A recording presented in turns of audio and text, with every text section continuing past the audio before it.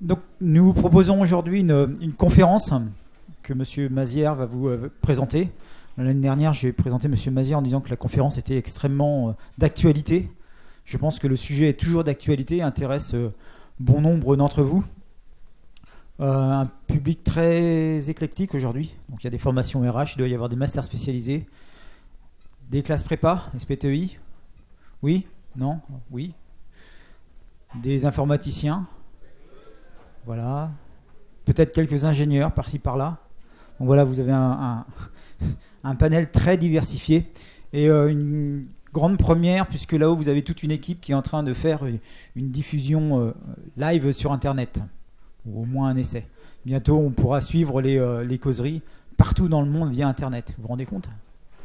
Donc merci de respecter Monsieur Mazières. Et comme d'habitude, donc une présentation et un sujet qui va certainement amener des questions à la fin. Voilà, bonne causerie.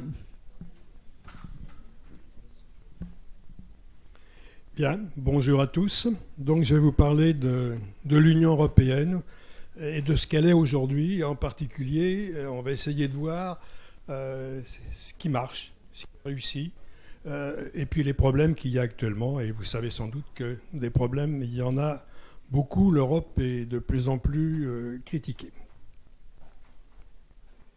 Je voudrais d'abord me présenter à vous très rapidement. Ma carrière est celle de...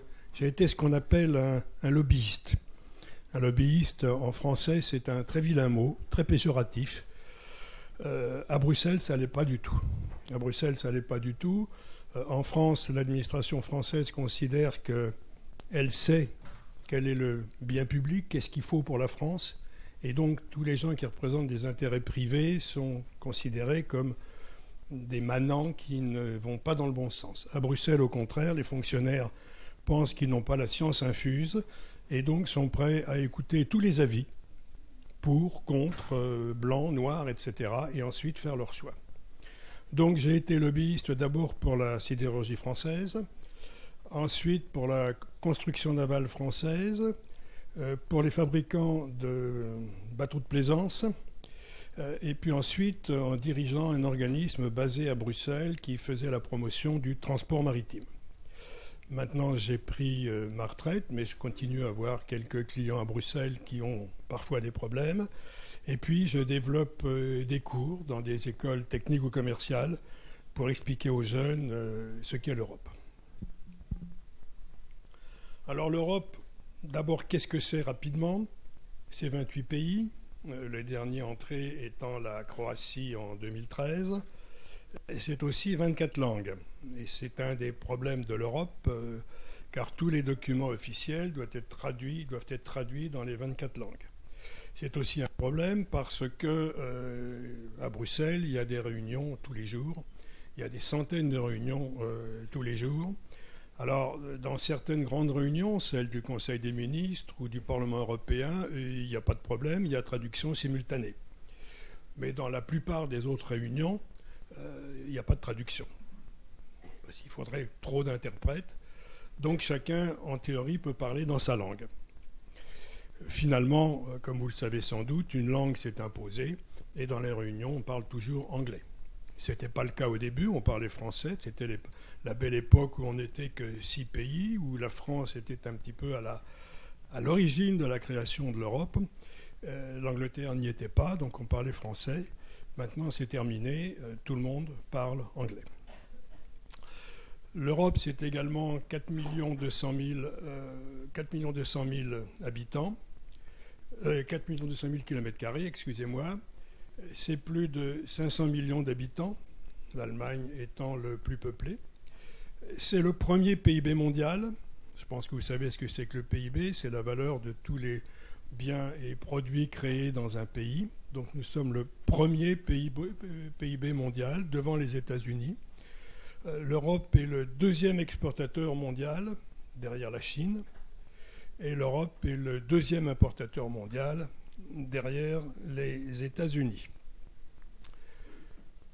L'Europe, c'est également 56 000 fonctionnaires.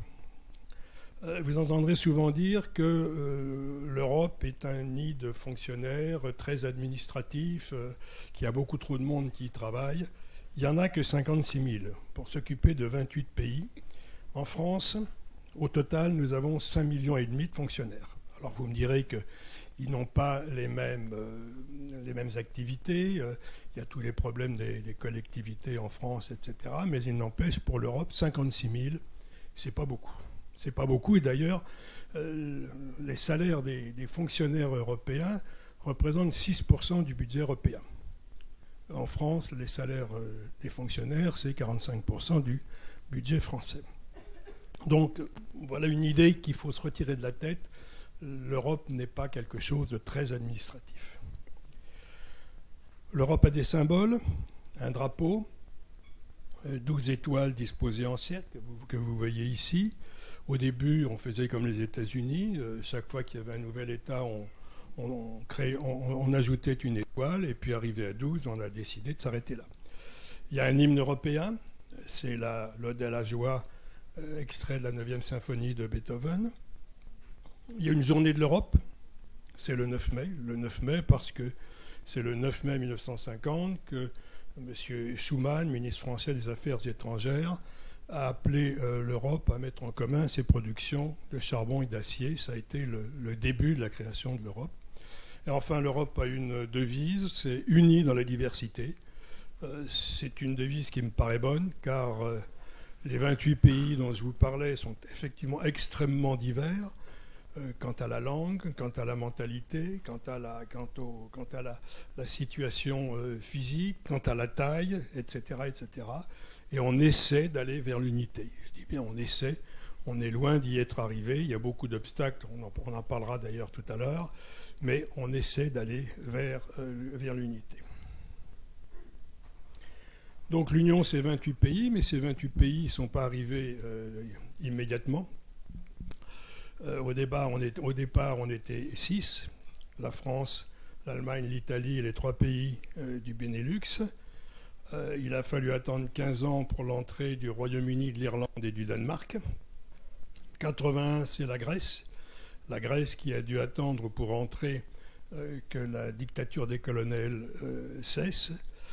La Grèce qui est le premier pays qui a commencé à poser des difficultés, car c'était un pays, comme tout pays venant de dictature, en retard de développement. Donc alors que les autres pays, les 9 autres pays étaient des pays ayant à peu près le même niveau de vie, l'arrivée de la Grèce a cassé cet équilibre et ce pays on a dû l'aider. On a créé la politique régionale qui permet d'aider les régions les plus pauvres. 86, c'est l'entrée de l'Espagne et du Portugal. Même problème que pour la Grèce, pays sortant de dictature et donc en retard de développement. Ensuite, c'est l'Autriche, la Finlande et la Suède qui sont entrés. Et puis en 2004, ce sont les pays de l'Est, sauf la Roumanie et la Bulgarie qui n'étaient pas tout à fait prêts, et plus Chypre et Malte. Et puis, en dernier lieu, la Bulgarie et la Roumanie en 2007, donc, et comme je vous l'ai dit, la Croatie en 2013. Je vous ai dit que les pays de l'Europe étaient extrêmement diversifiés et divers. Une façon de les comparer, c'est de regarder le PIB, ce fameux PIB dont je vous parlais tout à l'heure. Vous voyez que les 5 premiers pays européens représentent 72% du PIB de l'Union européenne. Ces 5 pays étant l'Allemagne, le Royaume-Uni, la France, l'Italie et l'Espagne. À eux seuls, ces 5 pays, c'est 72%. Les 25% restants étant couverts par donc 23 pays. Et si vous regardez par pays individuellement, comparez le chiffre de l'Allemagne avec 3 000 milliards et Malte, 9 millions. Donc vous voyez des écarts considérables. Enfin, l'Union européenne, je vous ai dit, c'est 28 pays, mais l'Europe, c'est 50 pays. Et les règles européennes prévoient que tout pays se trouvant sur le continent européen peut, s'il le veut et s'il remplit les conditions, entrer dans l'Union européenne. Donc, on pourrait s'agrandir encore avec l'arrivée, par exemple, de pays comme l'Islande, la Suisse, la Norvège et le Liechtenstein, qui sont des pays membres de l'ALE, c'est-à-dire qui ont déjà conclu avec l'Europe des accords de libre-échange et qui ont donc adopté un certain nombre de règles européennes. C'est la Turquie, et la Turquie est effectivement candidate depuis plus de 30 ans, mais les négociations n'avancent pas pour des problèmes à la fois techniques, mais pour des problèmes peut-être surtout politiques, surtout maintenant avec l'attitude de M. Erdogan. L'Albanie pourrait entrer.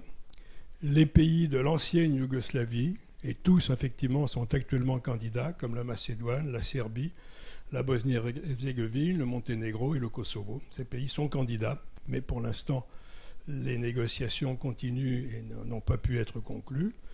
Et puis enfin, il y a les pays de l'ancienne URSS qui sont en Europe, qui pourraient un jour entrer dans l'Union européenne. Parmi eux, il y a la Russie. La Russie pourrait entrer en Union européenne, puisque une partie de son territoire est en Europe, même si la plus grande partie est en Asie. C'est d'ailleurs la même situation pour la Turquie, qui n'a qu'une toute petite partie de son territoire en Europe. Donc la Russie pourrait être candidate. Inutile de vous dire que pour l'instant, il n'en a jamais été question. Mais il y a également l'Ukraine. Et l'Ukraine voudrait entrer dans l'Union européenne. Et ce désir de l'Ukraine de se rattacher à l'Europe est à l'origine de la crise actuelle qui se passe en Ukraine et de la réaction de la Russie qui ne supporterait pas qu'un pays de l'ancienne URSS ayant des frontières communes avec la Russie devienne membre de l'Union européenne. Très rapidement, l'Europe s'est créée il n'y a pas très longtemps, ça fait 64 ans. Mais elle a une histoire tout de même extrêmement riche, avec, comme je vous l'ai dit, 22 nouveaux membres. C'est peut-être d'ailleurs l'un des problèmes de l'Europe. On s'est sans doute même agrandi trop rapidement. Il y a eu plusieurs traités qui ont été conclus, se modifiant mutuellement. Le premier étant le traité de Rome, qui créait la communauté économique européenne. Il y a ensuite eu l'acte unique, Maastricht qui tendait, alors que le traité de Rome créait une communauté économique européenne, le traité de Maastricht transformait ça en Union européenne. On est passé d'une coopération à une union, donc on va plus loin, et le mot européenne a disparu, c'est-à-dire qu'on commence à penser à une union politique. Et puis ensuite, il y a eu les traités d'Amsterdam, de Nice, et le dernier étant le traité de Lisbonne, traité sous lequel nous vivons actuellement. Tous ces traités ont finalement augmenté les pouvoirs du Parlement européen. Au début, le Parlement européen n'avait qu'un rôle consultatif. Maintenant, dans la plupart des cas, il décide avec le Conseil des ministres. Il a les mêmes pouvoirs que le Conseil des ministres. On a essayé, toujours avec les différents traités, de rendre plus facile la prise de décision au sein du Conseil, en remplaçant l'unanimité nécessaire au début par la majorité qualifiée, c'est-à-dire la majorité des États pondérés par leur population. Et enfin, on a augmenté les domaines dans lesquels les décisions sont prises non plus au niveau national, mais au niveau européen, avec les politiques communes, l'union douanière, l'union monétaire et l'euro, etc., etc. Donc, peu à peu, vous voyez, il y a eu des traités qui ont modifié le fonctionnement pour essayer de le rendre plus efficace, mais on verra, ce n'est pas encore suffisant. Alors, quels étaient les objectifs de l'Union européenne ? D'abord, au début, c'est éviter une nouvelle guerre en Europe. C'était une idée de M. Jean Monnet, commissaire au plan, qui était obsédé par cette idée d'éviter une nouvelle guerre. Il y avait des guerres entre les différents pays européens depuis des siècles, et M. Jean Monnet voulait trouver une solution pour l'éviter. La solution qu'il a proposée, c'est de mettre en commun les productions de charbon et d'acier. Pourquoi ? Parce qu'avec l'acier, on fait des armes, et que si ces armes sont fabriquées avec de l'acier produit en commun, on n'utilisera pas ces armes les uns contre les autres. C'est l'idée de départ de l'Europe, l'idée de Jean Monnet, reprise par M. Schuman, ministre des Affaires étrangères. Donc ça, c'est le premier objectif. Le deuxième objectif, c'est sans doute également de se réunir contre la menace soviétique. On sortait de la guerre, on était en pleine guerre froide, et donc essayer de se regrouper pour éviter un risque avec l'Union soviétique. La troisième idée, c'est sans doute d'essayer de recréer l'Europe. Vous savez que l'Europe, pendant des années, était le maître du monde, je dirais, était la zone la plus puissante.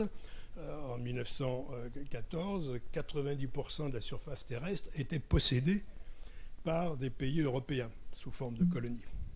Et puis après la guerre de 14, tout ça s'est terminé. On a, surtout après 1939, on a perdu nos colonies, on a eu besoin de l'aide américaine dans les guerres, etc., etc. Donc l'idée de recréer une Europe puissante qui puisse faire face aux défis du siècle. Il y a sans doute également l'idée de développer les fondements éthiques de l'Europe, c'est-à-dire la liberté, la démocratie, l'économie de marché, etc., etc.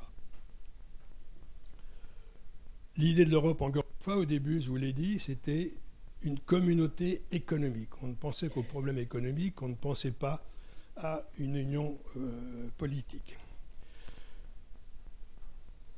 Deux autres idées plus spécifiques de l'Europe: développer, défendre la libre concurrence. Éviter tout ce qui fausse la libre concurrence, telles que des positions dominantes, telles que des concentrations, telles que des aides d'État. Et pour ce faire, on a donné à la Commission européenne tous les pouvoirs en ce domaine, y compris contre les États. Un État, par exemple, ne peut plus verser une aide à une entreprise de son pays sans autorisation préalable de la Commission européenne. Voilà un endroit où nous avons perdu la totalité de nos pouvoirs. Autre idée développée, favoriser le développement du commerce international. Tout ça en liaison avec la création du marché unique, ce grand marché dans lequel il n'y a plus aucune frontière entre les États. Également, l'idée est de développer une espèce de marché unique mondial. Et puis après, d'autres objectifs se sont ajoutés. Comme je vous l'ai dit avec le traité de Maastricht, essayer de tendre vers une union politique. La création d'une monnaie commune, l'euro, ça c'est une idée qui n'existait pas au début de l'Europe parce qu'effectivement, il n'y en avait pas besoin. On vivait sous le règne des accords de Bretton Woods par lesquels les États-Unis garantissaient la conversion en or à un prix fixe des dollars et les autres monnaies du monde étaient liées au dollar par un taux fixe. Donc les monnaies du monde avaient un taux fixe et étaient basées sur l'or. Pas de problème. Jusqu'au jour où les Américains se sont rendus compte qu'il y avait tellement de dollars sur le marché que si on les présentait tous à la Banque centrale américaine, à la Fed, il n'y aurait pas assez d'or pour rembourser tout ça. Donc les Américains ont décrété la fin de la conversion automatique du dollar en or à un prix fixe. Conséquence de quoi les monnaies se sont détachées du dollar. Et puis, dès qu'un pays a une difficulté, on dévalue la monnaie parce que ça donne un coup de fouet. Et puis, les autres pays auxquels ça nuit, à leur tour, dévaluent leur monnaie. Donc, on est une période de dévaluation compétitive où la valeur des monnaies tombait systématiquement, régulièrement, un peu plus tous les jours. D'où l'idée de créer une monnaie commune européenne qui serait une monnaie forte et qui pourrait concurrencer le dollar. Ça, c'est l'idée au départ. Et dernier point, on a développé les politiques communes par lesquelles, comme je vous l'ai dit, la Commission a les pouvoirs. Alors, deux mots sur les institutions européennes et sur la façon de prendre les décisions. Il y a en fait 4 grandes institutions européennes. La première, c'est la Commission. La Commission qui est un organisme supranational, dont les membres sont désignés par les États membres. Chaque État membre désigne son représentant, mais une fois élu, ce représentant a une totale indépendance et n'a plus d'ordre à recevoir de personne, ni bien sûr de l'État qui l'a nommé, ni du Conseil, ni du Parlement. Cette commission, c'est donc un petit peu l'organe exécutif, et elle a en particulier le monopole de proposition. Seule la commission peut écrire un nouveau projet de loi. Les autres institutions ne le peuvent pas. Donc son premier rôle, c'est le monopole de proposition. Et ensuite, une fois que les décisions ont été adoptées par le Conseil et le Parlement, la Commission va d'une part exécuter ses règles lorsque ça la concerne, par exemple l'exécution du budget, et d'autre part vérifier que les États membres appliquent bien la nouvelle législation. Deuxième organisme, le Conseil. Le Conseil qui réunit les ministres des États membres. Alors on devrait dire les conseils des ministres parce que les ministres se réunissent par domaine. Il y a par exemple un conseil des ministres du travail.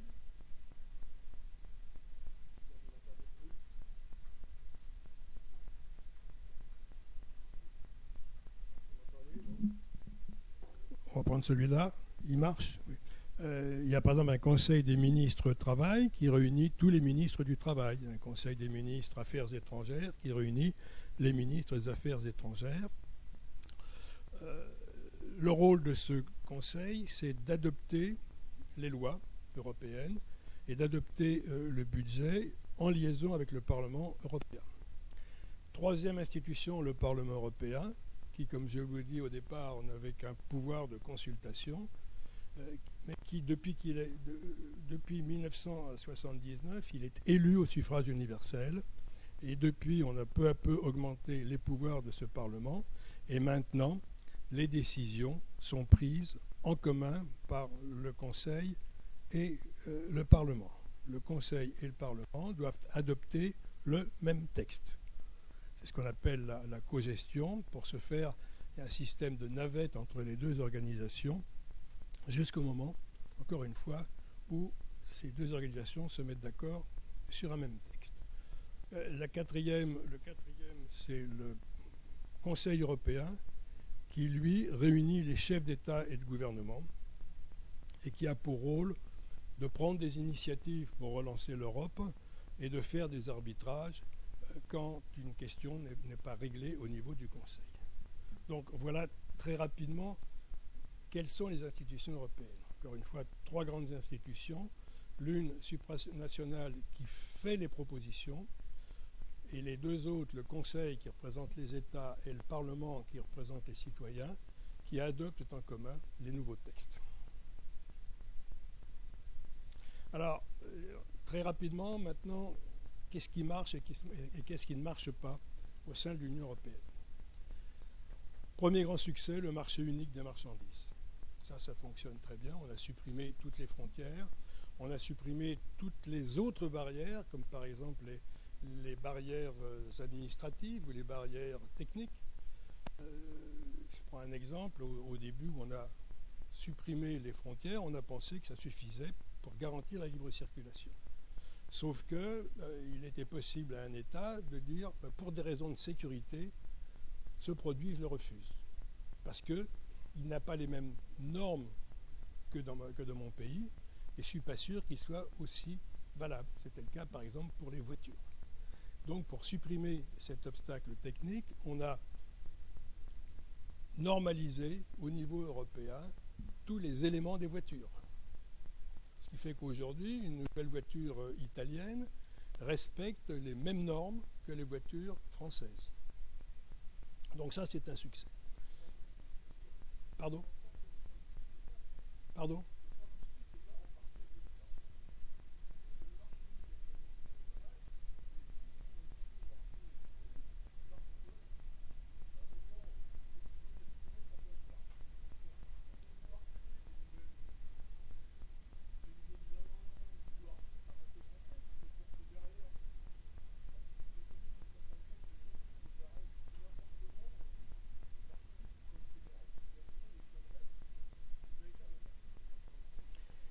Mais ça fait partie effectivement des problèmes de l'Europe, et qui vient du fait que, je l'ai dit dès le début, nous sommes 28 pays avec un niveau de développement différent.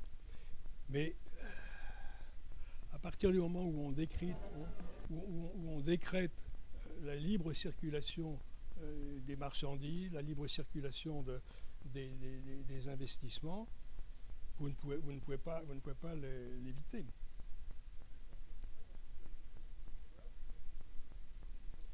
Oui, alors, c'est effectivement un argument très français, ça. Un argument très français, mais je vous dirais, regardez ce qui se passe en Allemagne.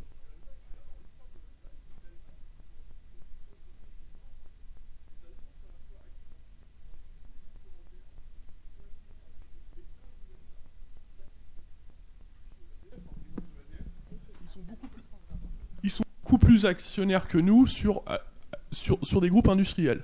Donc il y a eu des scandales, il y a eu des plans sociaux au niveau, à l'époque de Louis Gallois.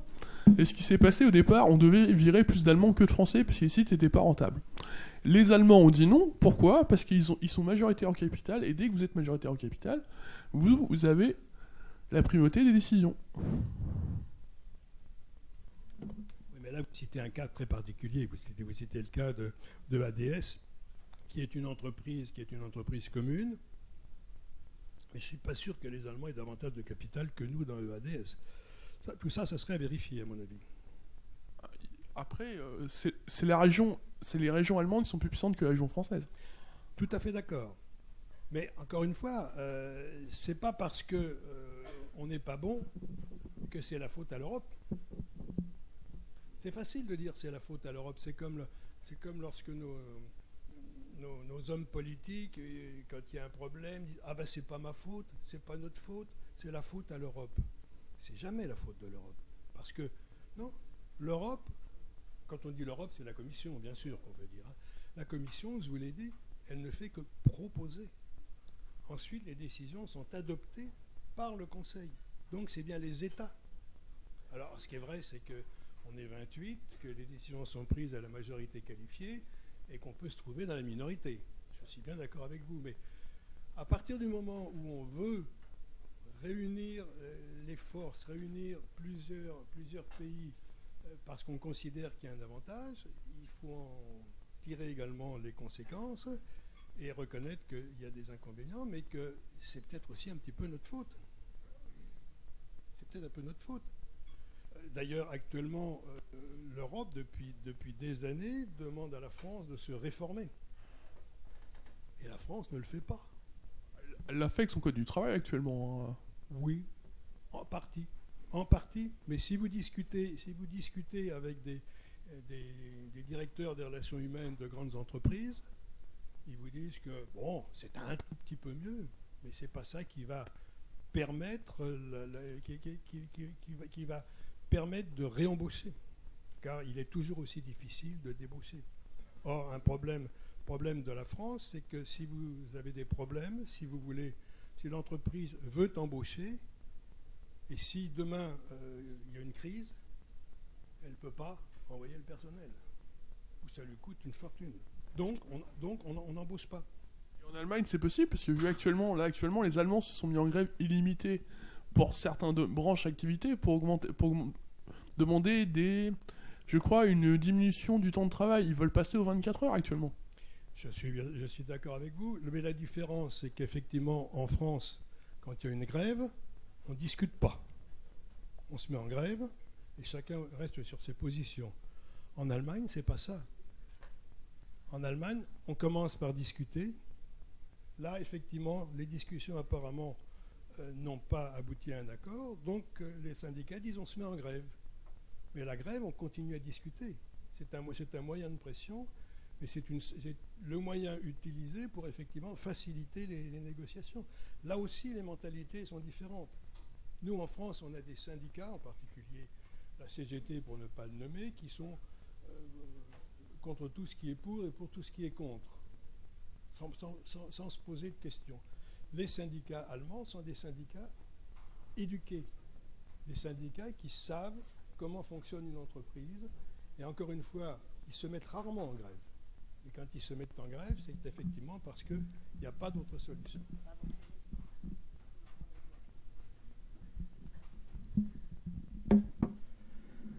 Bien, donc, marché unique, quoi que vous en disiez, c'est effectivement un succès. C'est d'ailleurs la seule chose qui intéressait les Anglais. Les Anglais qui sont en train de sortir de l'Europe, en fait, le marché unique, c'est ce qui les intéressait. Tout le reste ne les intéresse pas. Et les Anglais ont été suffisamment bons négociateurs pour obtenir d'être exclus des choses qui les gênaient. Par exemple, ils ne sont pas obligés d'adopter l'euro. Ils ont obtenu une diminution de leur part dans le budget européen, etc., etc. Les Anglais ont toujours été partiellement en dehors du marché commun, mais le marché unique les intéressait. Deuxième succès, effectivement, c'est l'existence d'institutions stables qui fonctionnent bien et dont le fonctionnement s'améliore peu à peu au fil des traités. C'est également l'existence d'un budget de 144 milliards d'euros. Alors 144 milliards d'euros, ce n'est pas énorme, hein, c'est en gros 1% du PIB européen, mais c'est de l'argent qui permet d'aider les pays dans un certain nombre de projets. Par exemple, ce budget, ça permet de financer des projets régionaux pour aider à développer les régions. Il y a de l'argent qu'on donne aux régions les plus pauvres. On ne donne pas cet argent aux régions les plus pauvres en leur disant ben voilà des sous, faites-en ce que vous voulez. Non, on finance des projets concrets décidés par avance. Des projets concrets qui peuvent être une voie de chemin de fer, qui peuvent être un pont, qui peuvent être une usine, un port, etc., etc. Et ça, effectivement, ça a aidé les pays les plus pauvres à se développer. La Grèce, l'Espagne et le Portugal ont été les principaux bénéficiaires au début. Aujourd'hui, ce sont les pays de l'Est. Mais la Grèce et l'Espagne ont encore des régions en retard qui continuent à bénéficier de ces aides. Le budget, ça sert également à financer nos paysans. Et je précise que la France est le principal bénéficiaire de cette politique agricole commune. La France est d'ailleurs à l'origine, au départ, de la création de cette politique commune, et nous sommes toujours les principaux bénéficiaires. Et la France continue à se battre pour maintenir cette politique commune, alors que d'autres pays, moins agricoles, je dirais, voudraient, comme on dit, renationaliser l'agriculture, c'est-à-dire chacun se débrouille. Mais il y a donc de l'argent disponible qui aide nos agriculteurs. C'est pourquoi on comprend mal que les agriculteurs, aux dernières élections, aient voté Le Pen, puisque avec Madame Le Pen, on sortait de l'Europe et donc il n'y avait plus de financement pour les agriculteurs. Ça permet également, ce budget, de financer de la recherche. Et je peux vous dire que les organismes de recherche européens sont très friands de l'argent de Bruxelles. Le seul problème, c'est que par rapport à la demande, cet argent est insuffisant et que donc il faut vraiment se battre pour pouvoir en bénéficier. Autre succès, les politiques communes.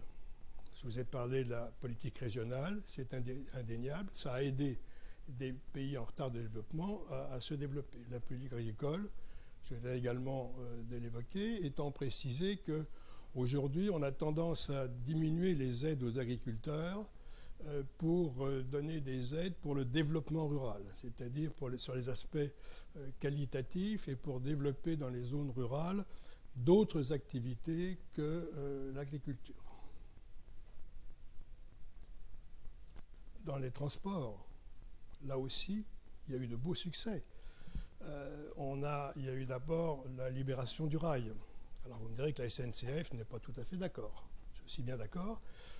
Mais le fait de libéraliser le rail, d'autoriser d'autres entreprises à entrer sur le marché, va dans le sens de la réduction des coûts, donc dans le sens de l'intérêt du consommateur. Jusqu'à présent, effectivement, ce n'est pas beaucoup utilisé.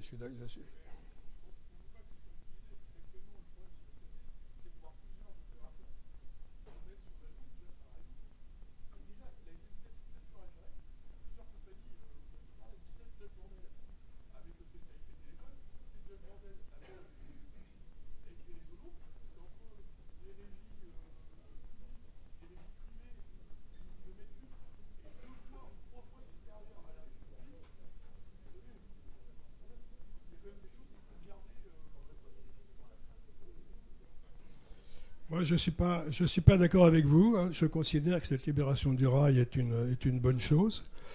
C'est à la SNCF d'être compétitive, comme la Bundesbahn. Là aussi, c'est pareil. N'accusons pas l'Europe.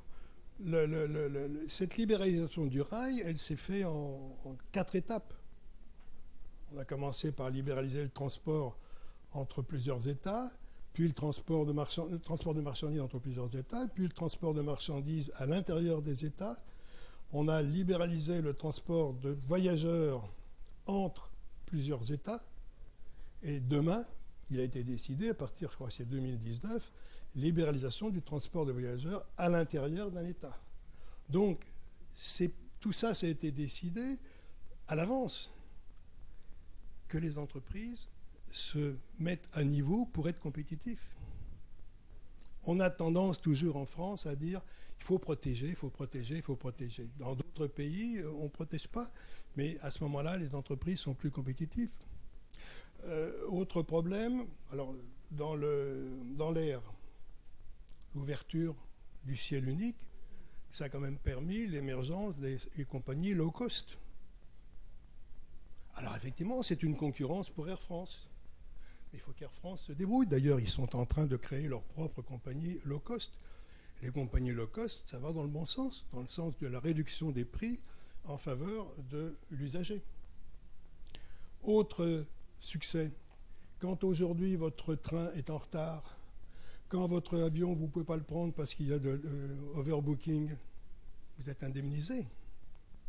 C'est l'Europe qui a imposé cette indemnisation. Le consommateur est donc gagnant. Eh oui. En matière d'environnement, alors là, en matière d'environnement, ce sont des décisions communes de normalisation qui sont prises. Par exemple, je cite un exemple, en matière d'eau, il y a des directives imposant un certain nombre de règles aux eaux potables, aux eaux douces superficielles, aux eaux de baignade. Et c'est l'Europe qui, tous les ans, au mois de mai ou juin, publie une liste des plages qui sont particulièrement salubres ou insalubres. Et là, je peux vous dire que pour une région, une ville balnéaire qui apprend que sa plage est considérée comme étant polluée, ça fait mal, parce que les touristes, ils vont partir. Ah aussi. C'est une bonne chose. Enfin, en matière de défense du consommateur, puisqu'effectivement c'est un grand intérêt de l'Europe, là aussi de nombreuses décisions ont été prises, par exemple concernant l'étiquetage, l'interdiction de la publicité mensongère, les règles pour la publicité comparative, les pratiques déloyales commerciales comme la vente forcée, etc., etc. Donc tout ça, ça fait partie de ce que, moi en tout cas, je considère comme des succès. Alors, succès à moitié. La libre circulation des personnes.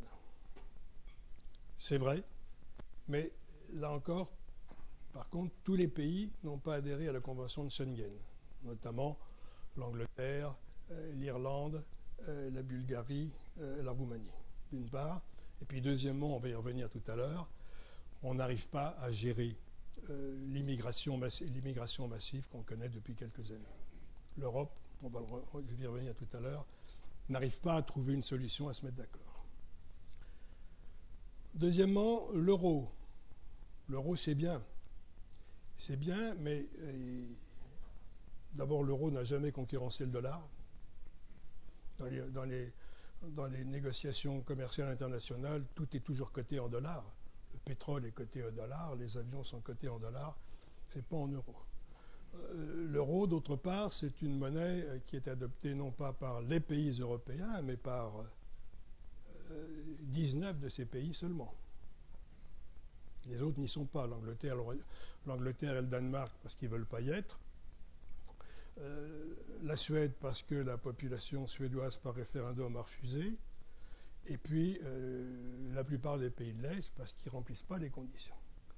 Et puis surtout, l'euro est en crise. L'euro est en crise, on va y revenir tout à l'heure, Et notre pays est le plus mauvais élève de la classe, en l'occurrence. Non, la Grèce s'en est sortie. La Grèce s'en est sortie. La France est le plus mauvais élève. La Grèce s'en est sortie. Autre problème en matière de concurrence. Comme je l'ai dit, c'est la Commission qui a tous les pouvoirs.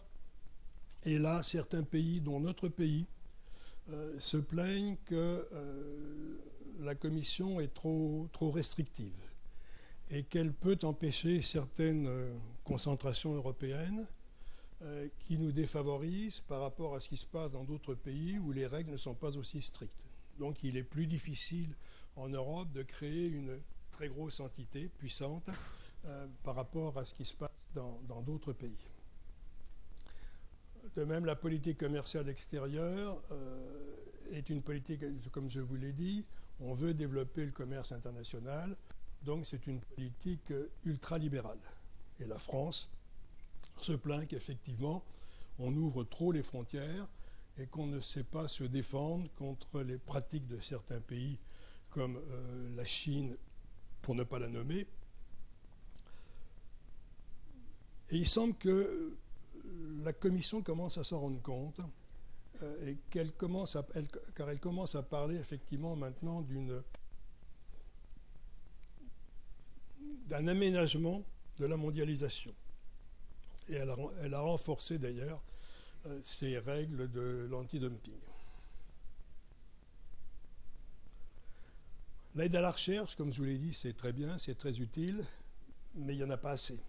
Il faudrait effectivement augmenter le budget de la recherche, qui a d'ailleurs déjà été augmenté à chaque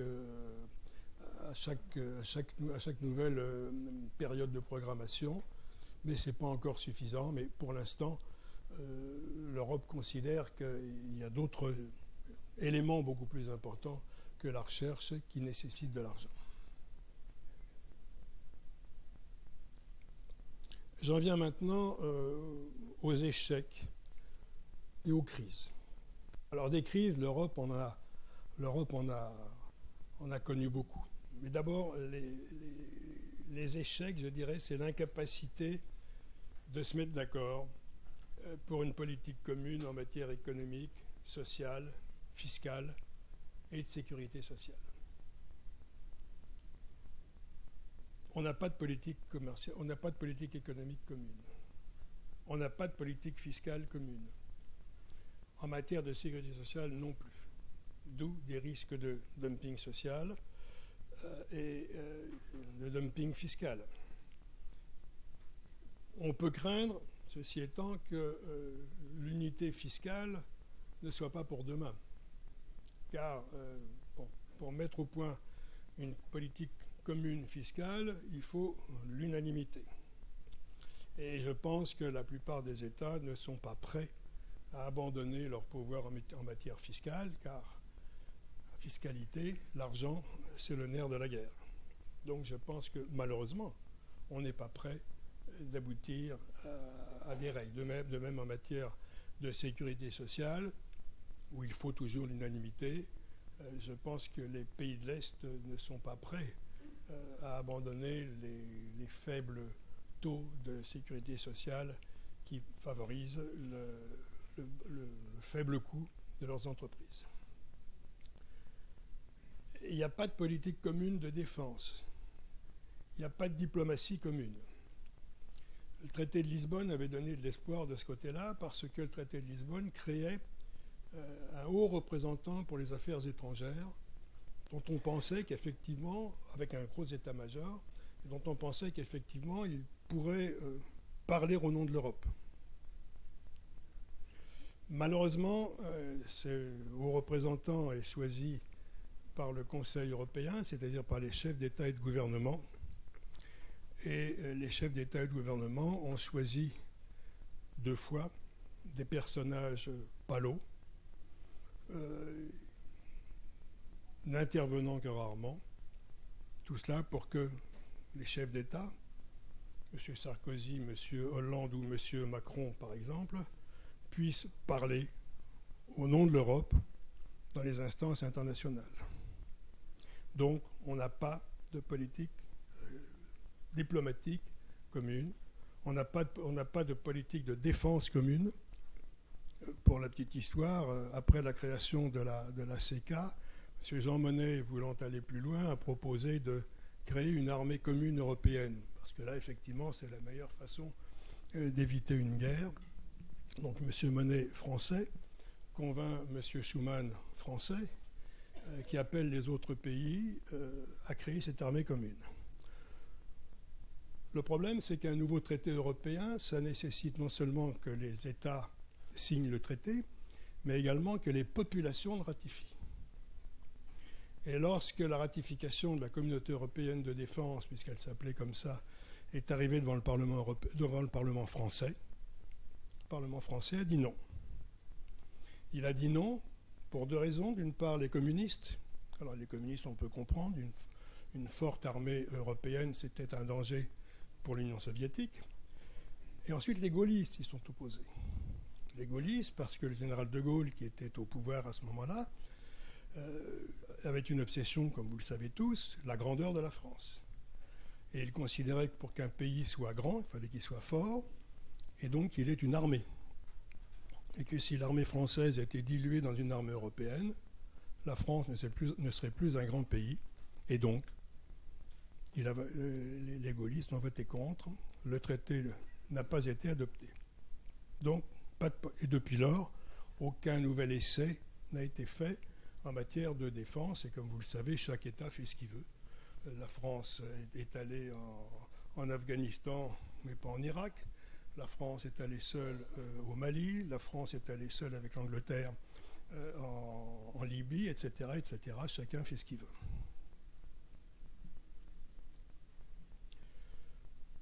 L'autre problème de l'Europe, je pense, c'est cet élargissement trop rapide.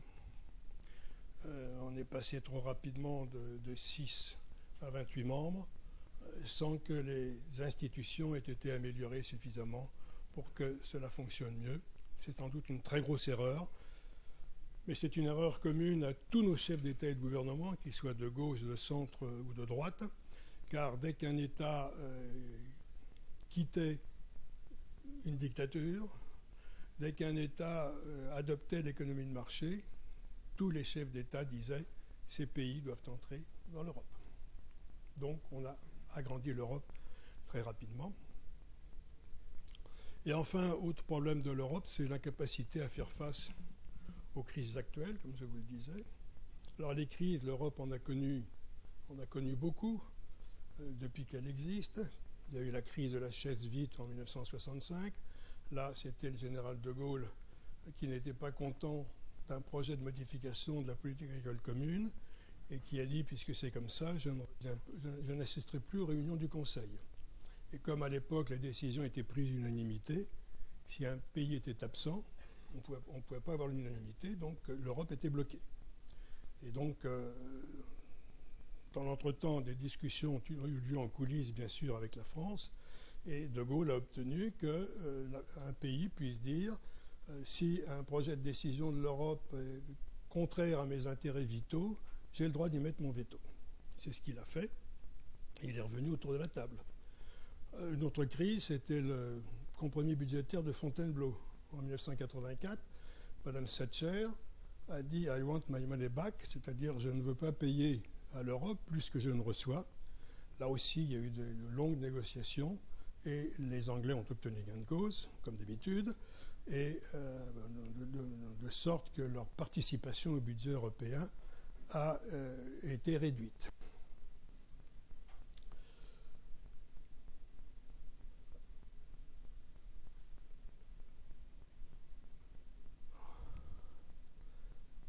Crise actuelle, la crise des migrants.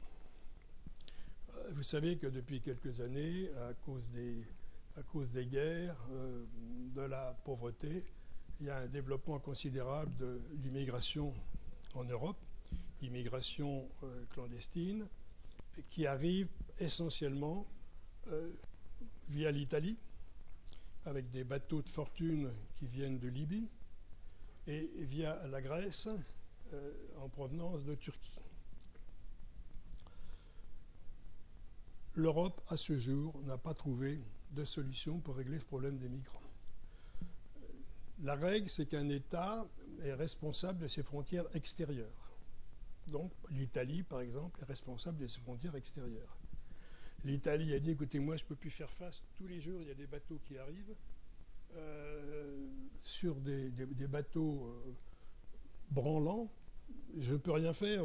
Si je renvoie ces gens-là à la mer, je les condamne à mort. Donc, pour raison humanitaire, je suis obligé de les accueillir. Mais ensuite, ils embarrassent mon territoire. Qu'est-ce que je vais en faire?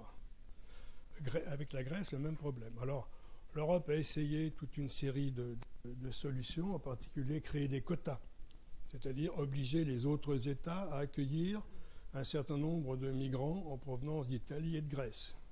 Ça n'a pas marché, parce que les États, beaucoup d'États, notamment les pays de l'Est, ont refusé d'accueillir ces migrants. Seule l'Allemagne, d'ailleurs, avait accepté, avait ouvert en grand ses frontières. Mme Merkel, du moins, l'avait fait, et elle a dû être obligée de faire marche arrière, car la population allemande, notamment à la suite d'un Noël à je ne sais plus quelle ville, où des migrants avaient agressé des Allemandes, l'Allemagne est revenue également sur cette position. La bonne idée, ce serait de trouver des financements pour aider les pays d'où viennent les immigrés à se développer, afin de leur donner du travail. On a essayé de le faire. On a essayé aussi de donner de l'argent à la Libye pour qu'elle surveille ses côtes et qu'elle empêche les bateaux de migrants de partir. Mais ça ne marche pas bien non plus. La seule solution qu'on ait trouvée pour l'instant, c'est un accord avec la Turquie. La Turquie qui accepte de garder chez elle les migrants qui voudraient aller vers l'Europe. En échange de quoi, on a donné à la Turquie 6 milliards d'euros. C'est pas rien. On a promis de supprimer les visas pour les Turcs venant en Europe, ce qui n'est pas fait encore d'ailleurs. Et puis, on a accepté d'accélérer les négociations pour l'entrée de la Turquie dans l'Union européenne. On s'est donc mis entre les mains de la Turquie, pays particulièrement démocratique, comme vous le savez. Donc ça, c'est un échec. C'est un échec. Deuxième problème, c'est la crise de l'euro. L'euro, comme vous le savez sans doute, les membres de la zone euro doivent avoir un déficit inférieur à 3% du PIB et une dette inférieure à 60% du PIB.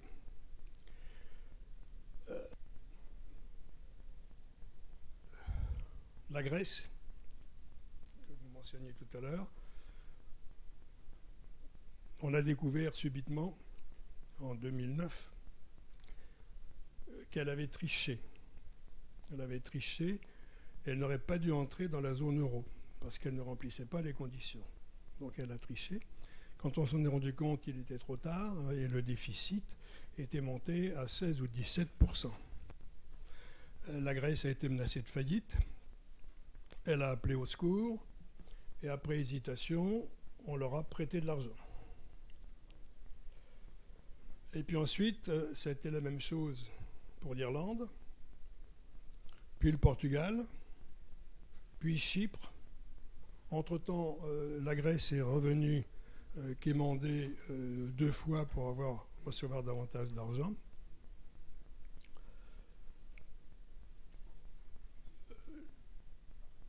Ces pays semblent s'en être sortis. Entre-temps, l'Europe a essayé d'améliorer la situation en créant des sanctions, c'est-à-dire qu'un État qui a un déficit supérieur à 3% et qui ne respecte pas les règles qu'on lui demande d'appliquer peut avoir une amende.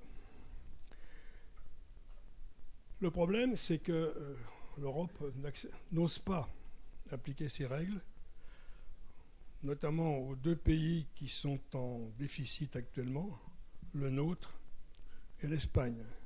Donc au lieu de punir la France, on lui accorde des délais supplémentaires.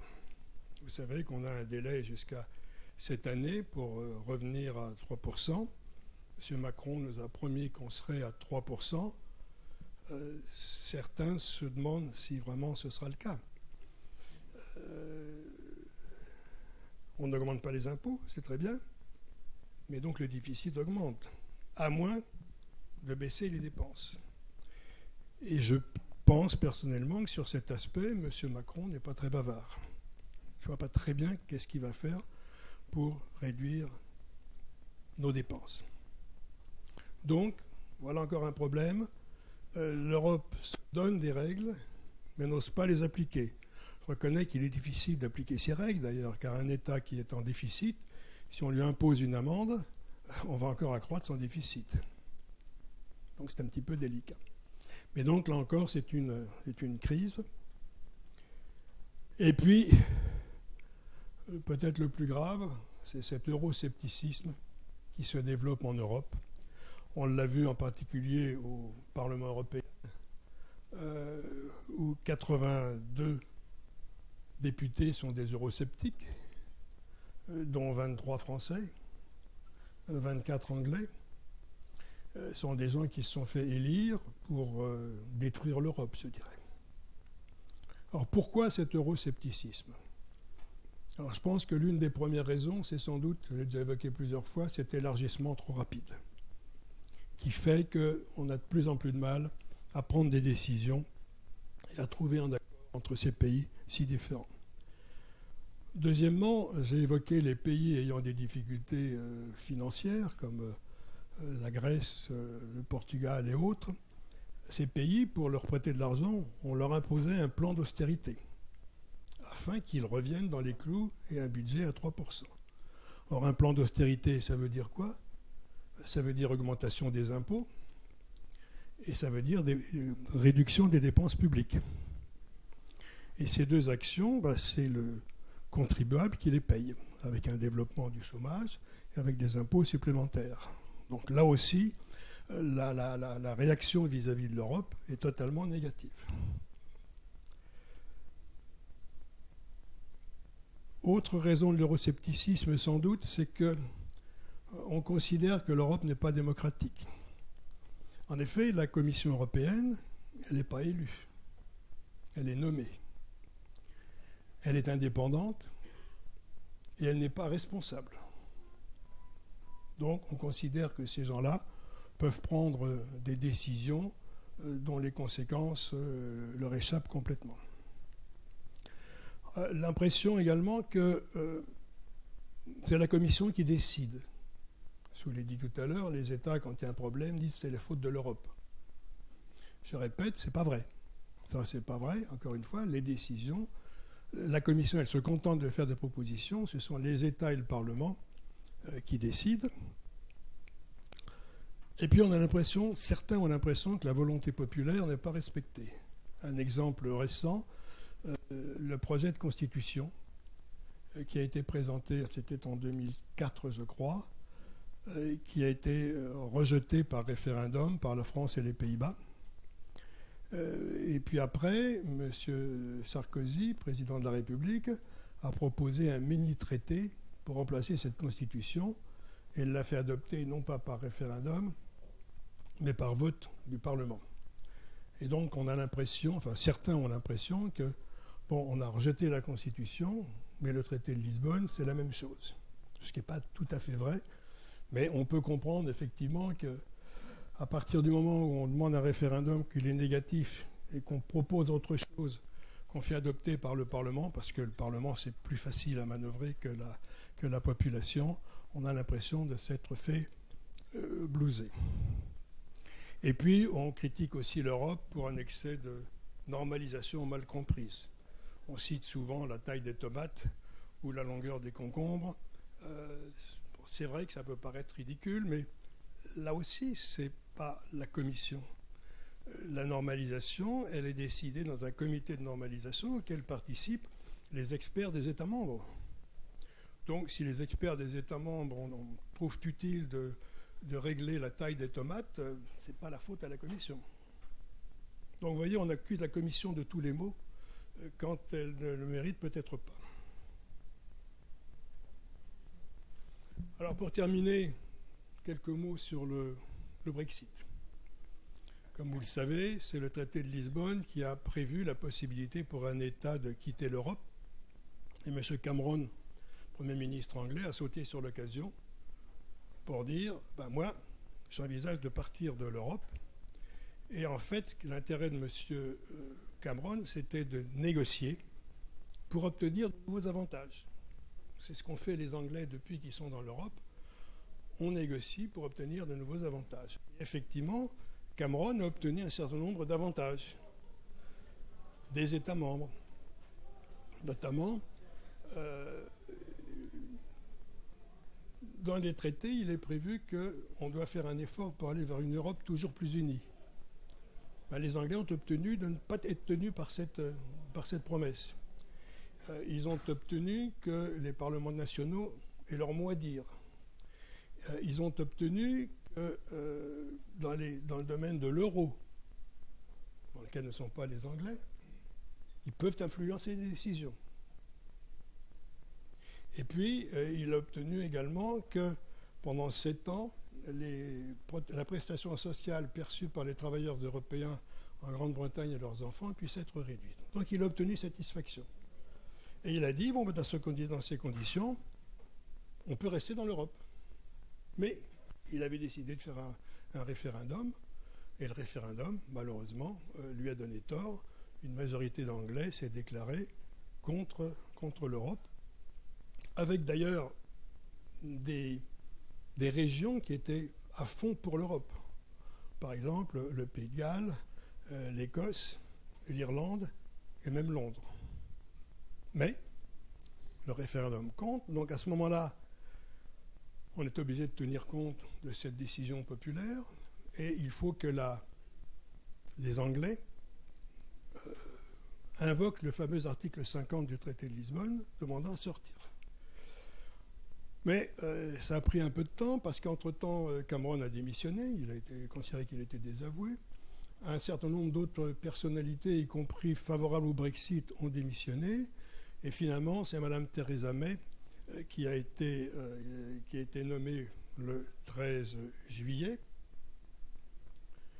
et qui a attendu le 29 mars 2017, presque 8 mois, pour envoyer la fameuse lettre article 50 à la Commission. Et donc, les discussions à ce moment-là ont pu commencer. Alors, au départ, les positions étaient très éloignées. Les Anglais disaient on va tout discuter en même temps. Les conditions de notre sortie, et puis ce qu'on fera après. Ce qu'on fera après, ce qui intéresse surtout les Anglais, c'est la libre circulation des marchandises. Par contre, ils ne veulent pas de la libre circulation des personnes. Alors que l'Europe disait non. On commence par régler les questions relatives à la sortie.